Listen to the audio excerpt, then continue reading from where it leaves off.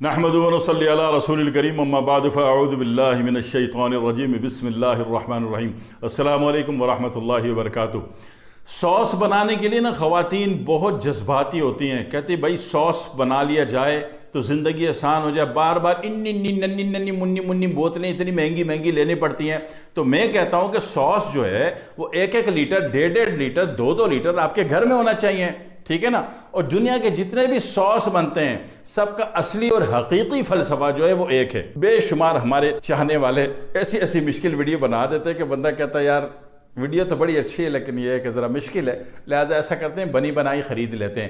مگر آپ کیوں نہیں سیکھتے ترکی والوں سے، کیوں نہیں سیکھتے رشین سے؟ پورا رشین 100 اسٹیٹ ہے رشیا میں، 100 اسٹیٹ ہیں رشیا میں، اور 100 زبانیں بولی جاتی ہیں رشین میں بشمول ماسکو لینگویج کے۔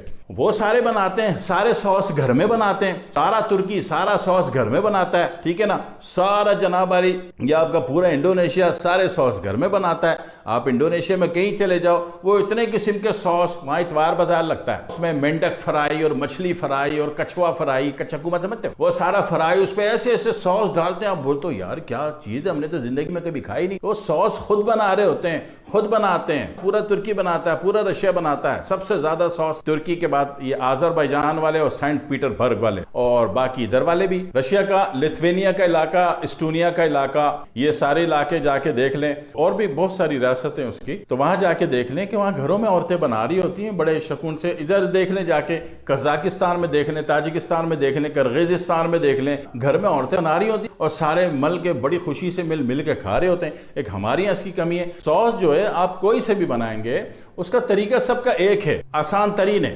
مشکل کوئی بھی نہیں۔ سوس میں جناب علی اگر آپ نے سویا کا سوس بنانا ہے تو 100 gram soya, 1 litre vinegar, table vinegar, white vinegar, سفید سرکہ، اس میں ڈال کے اس کو گرائنڈ کر دیں، رات بھر چھوڑ دیں، صبح جو ہے نتھرا ہوا پانی دوسری بوتل میں اتار لیں، بن گیا سویا سوس، ٹھیک ہے۔ اسی طرح ریڈ چلی سوس وہی 100 گرام اور 1 لیٹر، ٹھیک ہے نا۔ گرین چلی سوس وہی 100 گرام اور 1 لیٹر سرکہ، ٹیبل وینیگر کہہ لیجئے، وائٹ وینیگر کہہ لیجئے۔ اور اسی طریقے سے میتھی کا سوس بھی بنتا ہے تو وہ بھی اسی طریقے سے بنتا ہے۔ میتھی کا سوس جو ہے یہ کچھ عرب ممالک میں بہت زیادہ مشہور مروجہ ہے۔ اور ایک چیز جس پر رشین قوم جو ہے شرطیں لگا کے مچھلی کھاتی، 10 کلو کھا گئی، 8 کلو کھا گئی، غیر رشین کو نہیں پتا ہوتا تو وہ ہار جاتا شرطوں میں سے، رشین کھا لیتے ہیں۔ کیسے کھا لیتے ہیں؟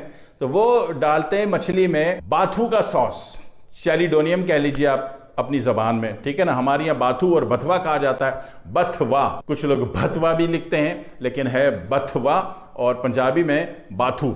یہ اس کا سوس اگر مچھلی میں ڈال کے آپ نے کھا لیا تو بھائی صاحب ایک تو آپ کی زندگی میں جلد سے جلد طاقتور ترین ہو جاؤ گے، مضبوط ترین ہو جاؤ گے۔ سب سے بڑی ایک بیماری جس کو مسکولر ڈسٹرافی کہتے ہیں، اس کا علاج، بہت سارے علاج ہیں، 90% دنیا تو کہہ رہی ہے کہ اس کا علاج ہی نہیں ہے۔ نہ ہو، آپ کے نہ ہونے کو سلام ہے، لیکن 10% یہ ہے کہ دنیا علاج کر رہی ہے، اس کا ہوتا ہے۔ اور سب سے بہترین علاج جو ہے وہ رشین کرتے ہیں۔